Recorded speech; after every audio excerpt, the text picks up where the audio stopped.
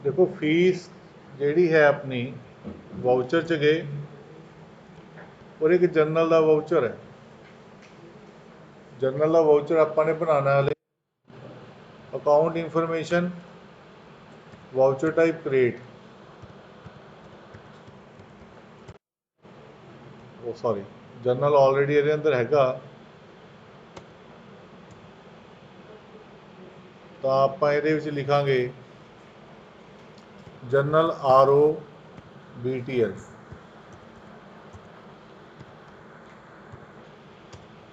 General ਦਾ ਆਪਾਂ ਲੈ ਲਿਆ ਵਿੱਚ ਇਹਨੂੰ ਆਪਾਂ ਮੈਨੂਅਲ ਕਰ ਦਿੰਦੇ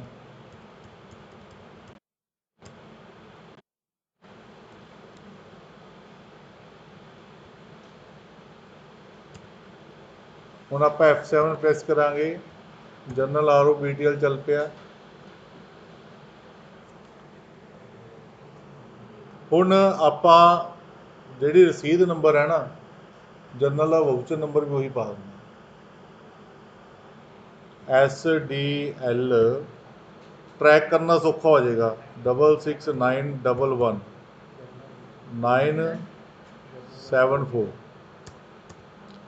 डेबिट पार्टी है अपनी 1 7000 रुपया ये देने ने 7000 रुपया देना है किस चीज़ के अगेंस्ट सीगे उन्होंने आप क्रेडिट कर दें alt C fees 1 indirect income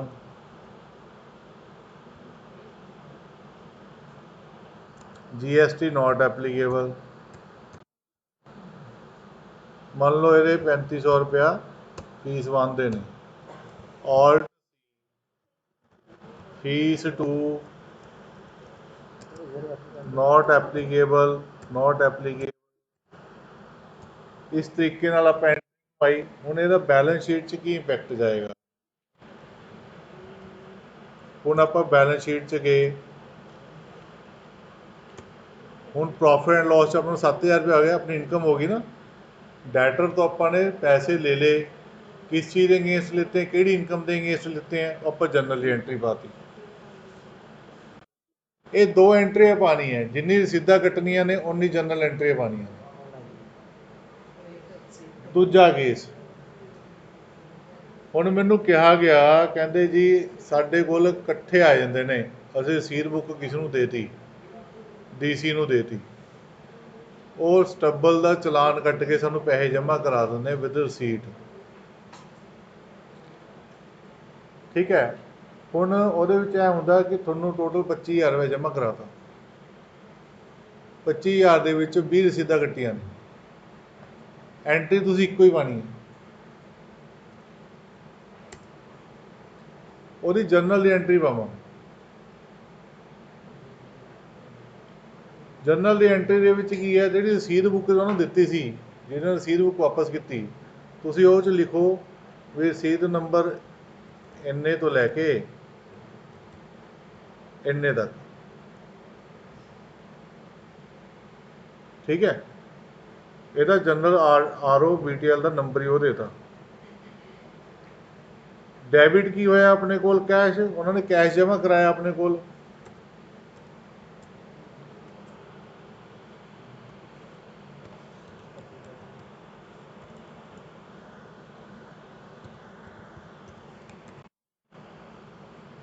cash कितना जमा कराया मान लो 25000 जमा कराया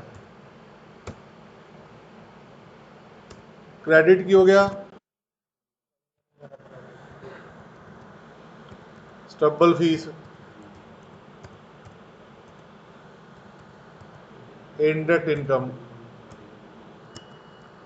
नॉट एप्लीकेबल हो गया स्टबल फीस के अगेंस्ट अपने को 25000 रुपया आ गया कैश जमा होया हूँ नरेशन लिख देना DC ने फलानी तरीक को जो भी तुम नरेशन च लिखना है इन्ने पैसे जमा कराते तो नरेशन च वो चीज़ लिख दो।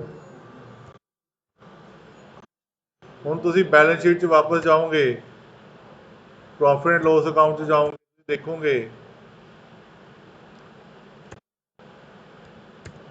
इनकम ਦੇ ਵਿੱਚ फीस 1 ਚ 3500 फीस 2 ਚ 3500 स्टबल फीस ਚ 25000 रुपया आया ਤੁਹਾਡੇ ਕੋਲ सारा कुछ ਤੁਹਾਨੂੰ बैलेंस शीट च नज़र आई जाऊगा ਆਪਾਂ ਨੂੰ ਕੀ ਮਿਲਿਆ ਅਸੈਟ। ਇਹ ਤਾਂ ਹੋ ਗਈ ਦੋ ਤਰ੍ਹਾਂ ਦੀ ਚੀਜ਼ਾਂ। ਆਪਾਂ ਅੱਗੇ ਚੱਲਦੇ ਹਾਂ ਕਿ ਆਪਾਂ ਨੇ ਸੇਲ ਦੇ ਬਿੱਲ ਕਿੱਦਾਂ ਕੱਟਣੇ ਨੇ।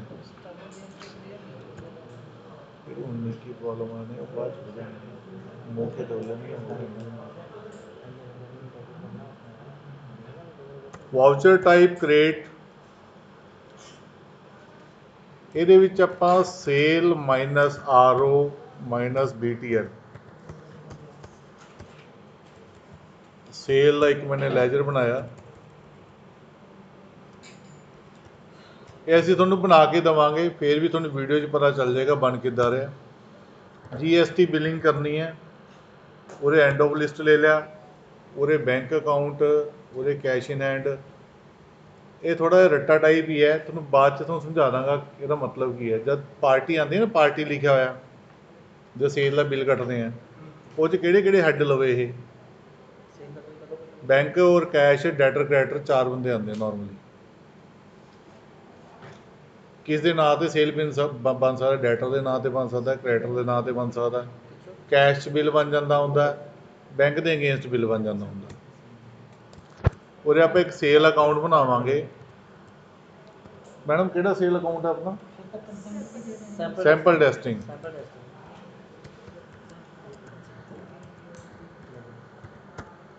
ਸੈਂਪਲ ਟੈਸਟਿੰਗ ਦਾ ਹੈਗਾ ਸੇਲ ਅਕਾਊਂਟ। ਇਹ ਸੇਲ ਅਕਾਊਂਟ ਦੇ ਹੈੱਡ ਦੇ ਅੰਦਰ ਜਾਏਗਾ GST ਐਪਲੀਕੇਬਲ ਅੰਡਰ ਸਰਵਿਸ।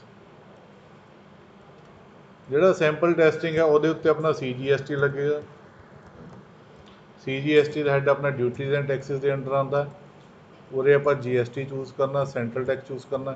ਸਾਰੀ ਵੀਡੀਓ ਤੁਹਾਨੂੰ ਮਿਲ ਰਹੀ ਹੈ, ਕੋਈ ਦਿੱਕਤ ਵਾਲੀ ਗੱਲ ਨਹੀਂ ਹੈ। SGST Alt C SGST duties and taxes GST state tax।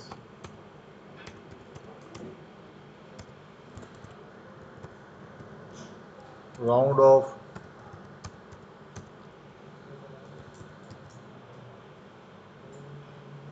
indirect expenses invoice rounding normal rounding। ਉਹਦੇ ਆ ਜਾਏਗਾ। ਇਹਦਾ ਮਤਲਬ ਹੁੰਦਾ ਹੈ ਕਿ ਜੇ 19.51 ਹੈ ਤਾਂ 20 ਲੈ ਲੇਗਾ, 0.49 ਨੂੰ ਰਾਊਂਡ ਆਫ ਕਰ ਦੇਗਾ। 50 ਪੈਸੇ ਤੋਂ ਥੱਲੇ ਤਾਂ ਨਿਚਲੇ ਮਾਈਨਸ ਕਰ ਦੇਗਾ, 50 ਪੈਸੇ ਤੋਂ ਉੱਤੇ ਤਾਂ ਪਲੱਸ ਕਰ ਦੇਗਾ, ਆਟੋਮੈਟਿਕਲੀ ਫਿਗਰ ਰਾਊਂਡ ਆਫ ਕਰ ਦੇਗਾ। ਇਹਦੇ ਵਿੱਚ ਮੈਂ ਗਲਤੀ ਕਰ ਗਿਆ, ਆਲਟਰ ਕਰਨਾ ਮੈਨੇ,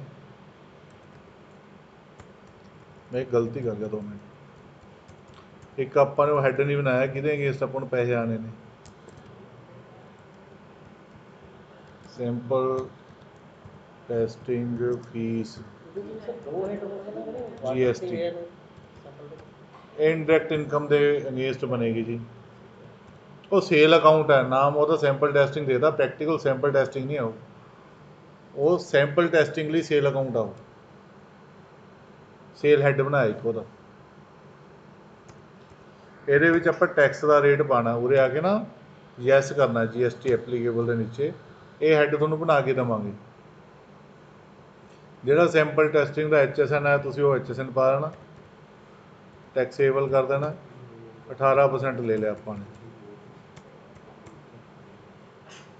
ਐਜ਼ ਯੂਜ਼ਰ ਡਿਫਾਈਨ ਵੈਲਿਊ ਆਏਗਾ ਉਰੇ, ਜਿਹੜਾ ਯੂਜ਼ਰ ਜਿਵੇਂ 50 ਰੁਪਏ 100 ਰੁਪਏ ਜੋ ਵੀ ਤੁਸੀਂ ਆਪਣੇ ਹੱਥ ਨਾਲ ਪਾ ਸਕਦੇ ਹੋ। CGST ਆਟੋ ਕੈਲਕੂਲੇਟ ਆਏਗਾ, SGST ਆਟੋ ਕੈਲਕੂਲੇਟ ਹੋ ਕੇ ਆਏਗਾ। ਕਿੱਥੇ ਗਿਆ SGST? अच्छा SCST गलत नाम लिखता है, SGST। पूरे राउंड ऑफ ले लेना एज टोटल अमाउंट राउंडिंग और एक रखना है। ਹੁਣ ਇਹ ਜਿਹੜਾ ਬਣਾਤਾ ਇਹਦਾ ਫਾਇਦਾ ਕੀ ਹੋਣਾ ਹੈ? ਰੈਡੀਮੇਡ ਤੁਹਾਨੂੰ ਬਣਿਆ ਬਣਾਇਆ ਚੀਜ਼ ਮਿਲ ਗਈ, ਤੁਹਾਨੂੰ ਦੇਖਣ 'ਚ ਮੁਸ਼ਕਿਲ ਲੱਗਦੀ ਹੈ। ਇਹ ਜ਼ਿੰਦਗੀ 'ਚ ਇੱਕ ਵਾਰੀ ਕੰਮ ਕਰਨਾ, ਅਸੀਂ ਕਰਕੇ ਦੇ ਦਾਂਗੇ। ਇੱਕ ਵਾਊਚਰ ਬਣਾ ਕੇ ਦੇ ਦਾਂਗੇ, ਅਸੀਂ ਬਣਾ ਕੇ ਦੇ ਦਾਂਗੇ। ਤੁਹਾਨੂੰ ਇਕੱਲਾ ਸੇਲ ਦਾ ਬਟਨ ਦੱਬਣਾ।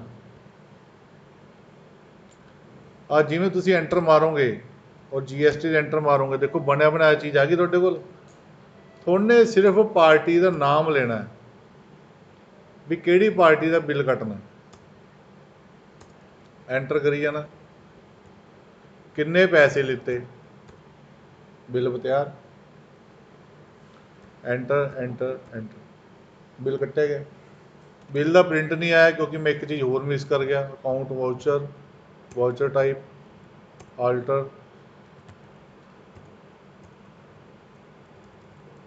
प्रिंट आफ्टर सेविंग में यस कर देना कि सेव होने तो बाद प्रिंट की ऑप्शन रहे। एक होर बिल कटते हैं। वाउचर च गए, कि डेट का बिल कटना है, F8 दबिया, दोबारा तो दस रहे हैं। सेल RTO BTL लिता, GST लिता, F2 दबिया, जिमें आप अज 28/8 का बिल कटना है, 28/8 लिती। ऑल्ट C कि नाम का बिल कटना है, मान लो पार्टी का नाम सेल प्राइवेट लिमिटेड, सेल जचदा नहीं, कोई होर दिने ABC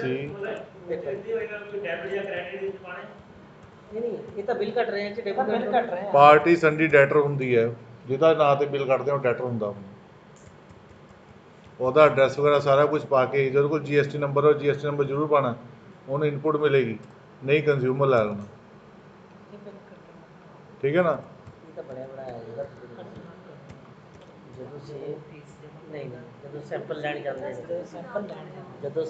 सिर्फ नाम पाना है, नाम पा के एंटर करी जाना तो फीस पानी है।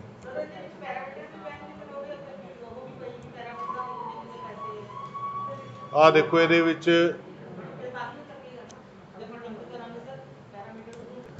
जो भी आप वैल्यू फीड करते हैं, जो भी अपनी फीस हैगी है, मान लो आ फीस हैगी है, तो ऑटोमैटिकली नीचे GST कैलकुलेट हो जाता। जिवें आप एंटर करांगे ना तो इस तरीके नाल अपने को प्रिंट बन के आएगा ऑटोमैटिकली।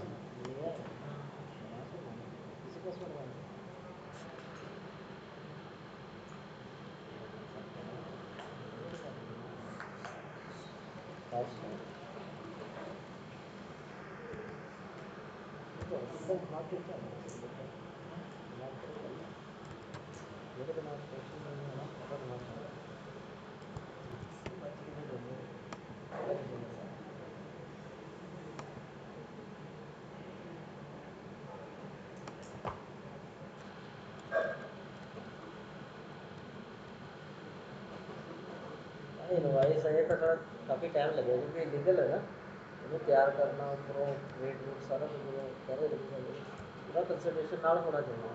ये तो आप एक चलाना सीख रहे हैं कि जिम्मे आप काम कर रहे हैं, वो जो पूरा तैयार होकर सॉफ्टवेयर आएगा तो सिर्फ दो को एंट्रियाँ कर दी, चलो भी हो गया, कोई टोटल नहीं लाने, तुझे इन्हें आप ही करना सारा टोटल टाटल ਇਹਦਾ ਭਾव ਇਹ ਹੈ ਖਾਤੇ ਚੋਂ ਚੈੱਕ ਕੱਟ ਕੇ ਦੇ ਦਿੰਦੇ ਆ ਖਾਤੇ ਚੋਂ ਇਹ ਜਿਹੜਾ ਤੁਹਾਡਾ ਹੈਗਾ ਐਂਟਰੀ, ਇਹ ਕੌਂਟਰਾ ਐਂਟਰੀ ਹੋਏਗੀ। ਜਿਹੜਾ ਕੈਸ਼ ਟੂ ਬੈਂਕ ਜਾਏਗਾ, ਹੈਡ ਆਫਿਸ ਟ੍ਰਾਂਸਫਰ ਕਰਨਾ।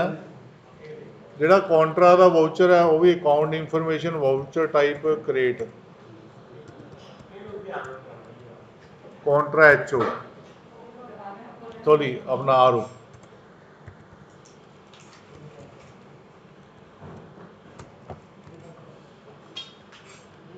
वाउचर च गए, अपना F4 दब्या कॉन्ट्रा के लिए, कॉन्ट्रा RO अपने चूज किया। ये डेबिट की हो रहा है, बैंक बैंक किहड़े बैंक च जमा करा रहे हैं, हैड ऑफिस से मैडम जी, हैड ऑफिस के बैंक च जमा करा रहे हैं। हैड ऑफिस का PNB HO ले लिया अपन, की जमा करा रहे हैं, कैश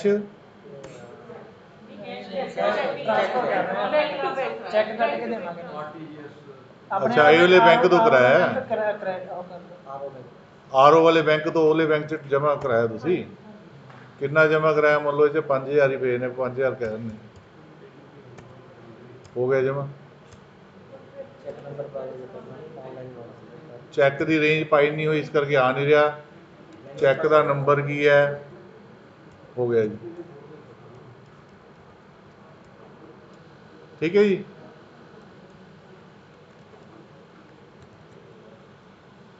और जी काउंटर की एंट्री है, ऊपर हैड ऑफिस आ गया, नीचे अपना काउंटरा च आ एंट्री है, कुछ भी नहीं है। तुम इस एंट्री का प्रिंट भी कट के रख लो, उस प्रिंट पर लिख दो भी बैंक ट्रांसफर ਨਕਲ ਮਾਰ ਕੇ ਕਰ ਲਓ ਜੀ ਜਦੋਂ ਮਰਜ਼ੀ ਦੇਖ ਕੇ।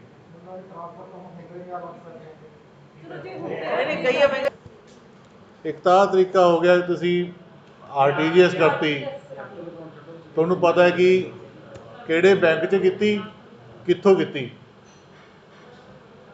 ਮਤਲਬ ਕਿ HDFC ਬੈਂਕ ਤੁਹਾਡਾ ਆਪਣਾ ਬੈਂਕ ਹੈ, ਉਹ ਤੁਸੀਂ ਹੈੱਡ ਆਫਿਸ ਬ੍ਰਾਂਚ ਦੇ ਵਿੱਚ NEFT ਕਰਾਤੀ ਔਰ ਉਹ ਅਕਾਊਂਟ ਨੰਬਰ ਇਹ ਹੈ। ਦੂਜਾ ਕੇਸ ਤੁਹਾਡੇ ਕੋਲ ਆ ਗਿਆ ਕਿ ਤੁਸੀਂ ਪੇਮੈਂਟ ਕਰਨੀ ਹੈ, ਕਿ ਤੁਹਾਨੂੰ ਨਹੀਂ ਪਤਾ ਵੀ ਕਿਵੇਂ ਲੱਗਣਗੇ, ਤਾਂ ਇਹ ਆਪਣੀ ਰਸੀਟ ਦੀ ਐਂਟਰੀ ਪਾ ਲੈਣਗੇ, RO ਰਸੀਟ ਦੀ। ਕਿਵੇਂ? ਇੱਕ ਤਾਂ ਹਰੇਕ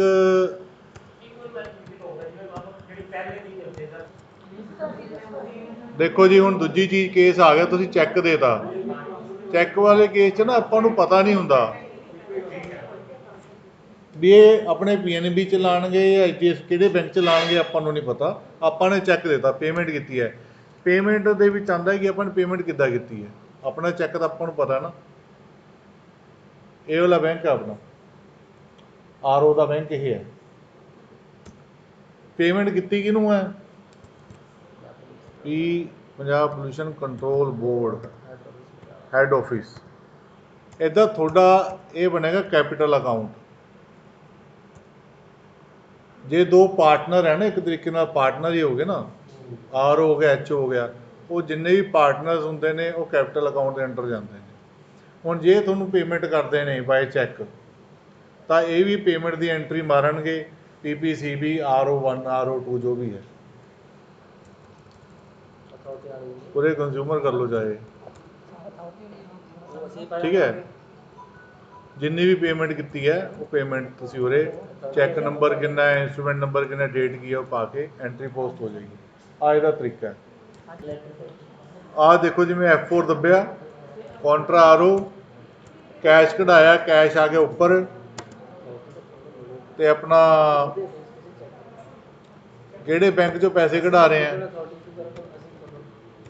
ਉਹ ਇੱਦਾਂ ਆ ਜਾਏਗਾ। ਚੈੱਕ ਨੰਬਰ ਵਗੈਰਾ ਪਾਉਣਾ, ਸਾਰਾ ਕੁਝ ਡਿਟੇਲ ਇੱਦਾਂ ਆ ਜਾਏਗਾ। ਵਾਊਚਰ 'ਚ ਗਏ, ਪੇਮੈਂਟ 'ਚ ਗਏ, F5 is the shortcut of the payment. Payment ਦੇ ਵਿੱਚ ਆਪਾਂ ਕੀ 'ਚ ਗਏ, ਪੇਮੈਂਟ ਕਿਵੇਂ ਕਰ ਰਹੇ ਹਾਂ, ਕੈਸ਼ ਕਰ ਰਹੇ ਹਾਂ, ਕਿਹਨੂੰ ਕਰ ਰਹੇ ਹਾਂ। ਉਹਦੇ 'ਚ ਦੋ ਚੀਜ਼ਾਂ ਆਉਂਦੀਆਂ ਨੇ। ਮੈਂ ਸੁਜੈਸਟ ਕੀਤਾ ਸੀ ਜੇ ਬਿਜਲੀ ਦੀ ਪੇਮੈਂਟ ਕਰ ਰਹੇ ਹਾਂ ਤਾਂ ਉਹਦਾ ਲੈਜਰ ਬਣਾਓ। ਇਨਡਾਇਰੈਕਟ ਐਕਸਪੈਂਸਿਸ 'ਚ GST ਨੋਟ ਐਪਲੀਕੇਬਲ। ਜਿਵੇਂ ਹੁਣ ਇਹ ਤਾਂ ਚਲੋ ਤੁਹਾਨੂੰ ਕਲੀਅਰ ਹੈ, ਇੱਕ ਹੁੰਦਾ ਅਨਕਲੀਅਰਡ, ਮਤਲਬ ਤੁਹਾਡੇ ਤੋਂ ਪੁੱਛ ਲਿੱਤਾ ਜਾਂਦਾ ਡੀਜ਼ਲ ਦੇ ਕਿੰਨੇ ਖਰਚੇ ਹੈ, ਤਾਂ ਡੀਜ਼ਲ ਦਾ ਜਿਹੜੇ ਜਿਸ ਚੀਜ਼ ਦੀ ਤੁਹਾਡੇ ਤੋਂ ਰਿਪੋਰਟਿੰਗ ਚਾਹੀਦੀ ਹੈ ਹੈੱਡ ਆਫਿਸ ਨੂੰ, ਉਸ ਚੀਜ਼ ਦਾ ਅਲੱਗ ਲੈਜਰ ਬਣਾਓ। ਸਾਰੇ ਬਣਨਗੇ ਇਨਡਾਇਰੈਕਟ ਐਕਸਪੈਂਸਿਸ ਦੇ ਅੰਡਰ। ਜਿਹੜੇ ਵੀ ਖਰਚੇ ਨੇ ਇਨਡਾਇਰੈਕਟ ਐਕਸਪੈਂਸਿਸ ਦੇ ਅੰਡਰ ਬਣਨਗੇ। ਦੂਜੀ ਚੀਜ਼ ਇਹ ਹੈ, ਜਿਹੜਾ ਮੈਡਮ ਨੇ ਪੁੱਛਿਆ ਸੀ, ਕਿਸੇ ਨੂੰ ਵੀ ਪੇਮੈਂਟ ਦੇਣੀ ਹੈ ਪਰ ਰਿਕਾਰਡ ਨਹੀਂ ਬਣਾਉਣਾ ਪ੍ਰੋਪਰ, ਵੀ ਕੌਣ ਇੰਨੇ ਖਾਤੇ ਖੋਲ੍ਹੇ, ਵੀ ਫੂਡ ਦਾ ਹੋਰ ਦਾ, ਇਹ ਤਾਂ 3600 ਖਾਤੇ ਖੁੱਲ੍ਹ ਜਾਣਗੇ। ਉਹਦੇ ਕਾਮਨ ਆਪਣੇ ਅਕਾਊਂਟਿੰਗ ਦੇ ਵਿੱਚ ਕੀ ਹੈ, ਕਾਮਨ ਇੱਕ ਲੈਜਰ ਬਣ ਜਾਂਦਾ ਹੁੰਦਾ, ਜਿਹਨੂੰ ਕਹਿੰਦੇ ਮਿਸਲੇਨੀਅਸ ਐਕਸਪੈਂਸਿਸ। Alt C ਦੱਬਿਆ, MISC EXP minus RO1 BTL। ਹਰੇਕ ਲੈਜਰ ਤੇ ਜਾਣਬੁੱਝ ਕੇ ਪਾਇਆ ਕਰੋ ਇਹ ਇਨਡਾਇਰੈਕਟ ਐਕਸਪੈਂਸਿਸ, ਔਰ ਹਰੇਕ ਤੇ GST ਨੋਟ ਐਪਲੀਕੇਬਲ ਰੱਖਿਓ। ਤੁਸੀਂ ਕਿੰਨੇ ਪੈਸੇ ਨੇ, ਮਤਲਬ ਕਿ ਤੁਸੀਂ ਕਿਸੇ ਨੂੰ 500 ਰੁਪਇਆ ਦਿੱਤਾ ਹੈ, ਤੁਸੀਂ ਆਪਣੇ ਮੈਮੋਰਾਈਜ਼ ਕਰਨ ਦੇ ਲਈ ਨਾ ਨੀਚੇ ਨਰੇਸ਼ਨ 'ਚ ਲਿਖ ਦਿਓ ਵੀ ਫਲਾਣੀ ਚੀਜ਼ ਦਾ ਦਿੱਤਾ। ਹੁਣ ਉਰੇ ਲਿਖ ਦਿਓ ਜੋ ਵੀ ਲਿਖਣਾ ਹੈ। ਹੁਣ ਐਂਟਰ ਕਰੋਗੇ, ਐਂਟਰੀ ਪੋਸਟ ਹੋ ਗਈ। ਹੁਣ ਇਹਦੇ ਵਿੱਚ ਕੀ ਹੈ, ਜੇ ਤੁਹਾਡੇ ਤੋਂ ਡਿਟੇਲ ਮੰਗਣਗੇ ਮਿਸਲੇਨੀਅਸ ਐਕਸਪੈਂਸਿਸ ਦੀ, ਤੁਸੀਂ ਉਹ ਦੇ ਸਕਦੇ ਹੋ। ਉਹਦੇ 'ਚ ਮਿਕਸ ਐਕਸਪੈਂਸਿਸ ਹੋ ਗਏ, ਕੈਟਾਗਰਾਈਜ਼ ਨਹੀਂ ਹੋਇਆ। ਬਿਜਲੀ ਦਾ, ਟੈਲੀਫੋਨ ਦਾ ਅਲੱਗ ਬਣਾਓ, ਡੀਜ਼ਲ ਦਾ ਅਲੱਗ ਬਣਾ ਲਓ। ਤਰੀਕਾ ਸਭ ਦਾ ਸੇਮ ਹੈ ਕੰਮ ਕਰਨ ਦਾ।